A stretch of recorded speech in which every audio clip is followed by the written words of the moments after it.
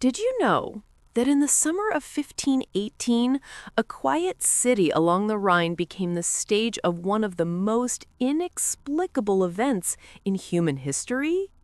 Strasbourg, then a thriving city of artisans, merchants, and farmers, was a place where daily life hummed along like clockwork. Children chased each other through the cobbled streets.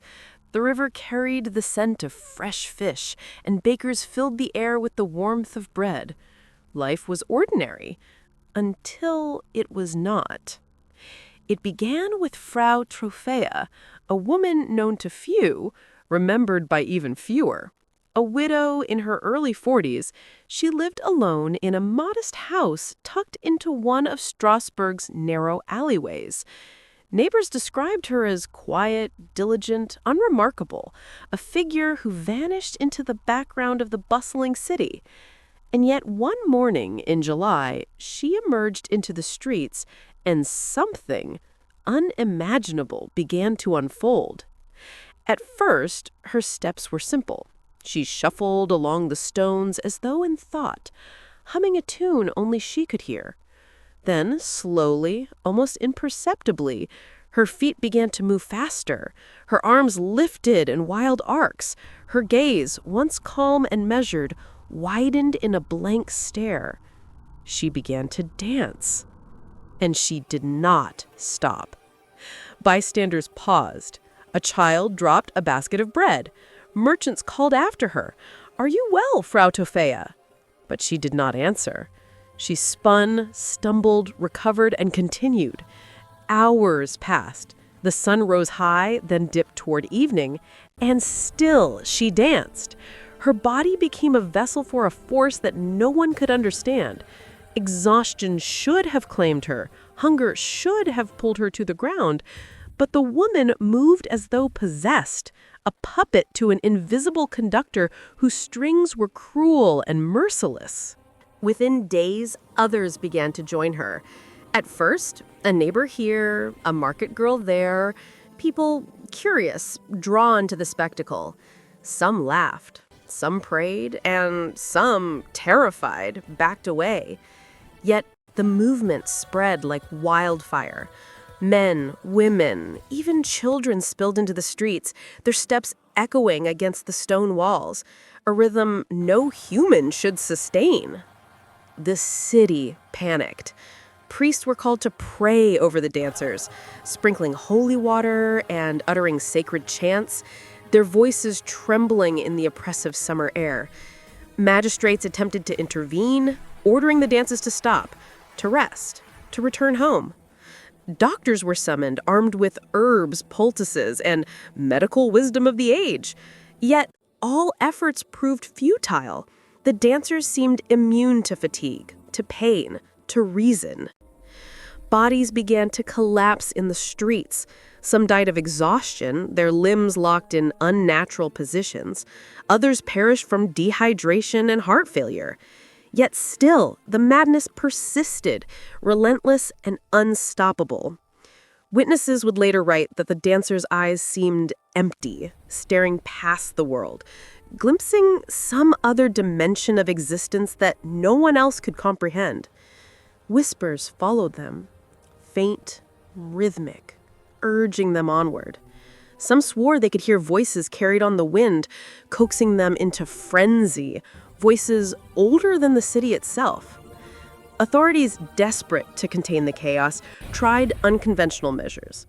Stages were erected in the town square, hoping to channel the dance into controlled spaces. Musicians played tirelessly, attempting to harmonize with the movements, as if music itself could tame the compulsion. But the strategy backfired. Instead of calming the city, the plague intensified. Hundreds joined in, the streets becoming a river of twitching limbs, the air filled with sweat, fear, and the stench of exertion. Letters from neighboring towns recount the horror. Farmers refused to approach Strasbourg, fearing the madness would spread. Merchants warned each other in hushed tones, detailing the eerie spectacle of entire families overtaken. Mothers could not restrain their children. Husbands could not halt their wives. Even those who were not dancing reported an almost palpable pressure, as though the city itself had been bewitched, its inhabitants puppets of some unseen force. Amid the chaos, some records hint at darker explanations. Certain chroniclers suggested the air itself was cursed, carrying a malady beyond human understanding. Others wrote of divine punishment, a scourge for sins committed in secret, or a vision too terrible for the human mind to endure. Theories of ergot poisoning from fungus-infected rye were proposed centuries later, yet even modern science cannot fully explain the sheer scale and intensity of the dancing frenzy. By the end of the first week, the city had changed forever. Streets once familiar were now scenes of dread. The air vibrated with the rhythm of those trapped in a compulsion they could not resist. Houses lining the alleys stood silent, their residents too terrified to leave. The marketplace, once bustling, became a stage for exhaustion and terror. And above it all, the sun continued its indifferent rise and fall, casting long shadows over a city gripped by inexplicable madness. Frau Troffea herself disappeared into legend. Some say she succumbed to exhaustion, her body found lifeless on the stones. Others claim she vanished entirely, leaving behind only the echo of her steps and the memory of a stare that glimpsed something beyond human comprehension. By the end of the month, historians recorded hundreds of dancers, dozens dead, many injured, and several unaccounted for. Maps from the era show clusters of activity, streets named in terror, entire neighborhoods blanketed by the unstoppable plague. Yet the city endured. Life returned slowly, cautiously, and still the memory lingered, like a shadow stretching across cobbled stones, whispering of rhythms no mortal could resist. Somewhere in Strasbourg, perhaps even today, those echoes remain. Faint tapping on empty streets, whispers on the wind, shadows in alleyways that seem to move in time to an invisible beat.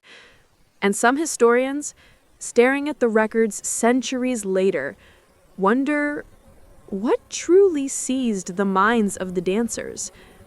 Was it madness, disease, divine wrath, or something far older? Something still waiting.